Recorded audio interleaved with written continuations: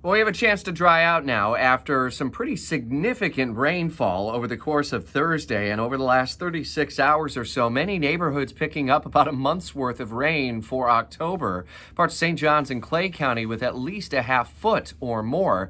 A little drizzle around the metro area today. We stay humid and warm, and it looks like Saturday starts off that way as well before we get into some sunshine. A reminder, the annular eclipse, partial eclipse, about 52% viewing in the Jacksonville metro area begins just before noon, peaking at 1:22 in the afternoon. Chief meteorologist Mike Burrish says we should see partly sunny skies for it. He recommends polarized sunglasses or poke a hole in a piece of paper and let that kind of shoot down to the ground level and you can see it. You don't want to look necessarily at an eclipse with the naked eye.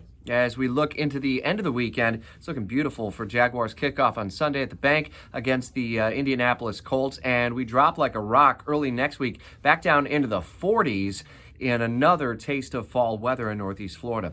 Breaking developments from the overnight hours as Israel's military and the United Nations is warning some million or so people living in Gaza to evacuate immediately as the ground offensive is expected at any moment. We're continuing to follow that storyline. While here at home, security preparations underway ahead of prayer services and more at synagogues and other temples around the Jacksonville metro area. We're also hearing from local Palestinian leaders about security concerns and threats that they believe they are falling victim to as well. We have comprehensive coverage of that story throughout Jacksonville's morning news. Be listening until 10 o'clock.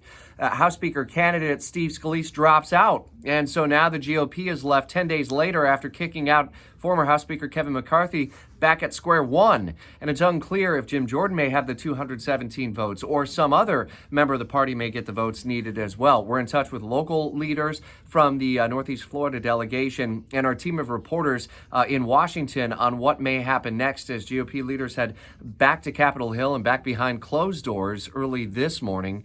Stay tuned for comprehensive coverage as that storyline develops, and very little can get done, if anything, related to Israel funding and need for ongoing assistance. These and other stories updated until 10 o'clock on Jacksonville's Morning News on 104.5 WOKV.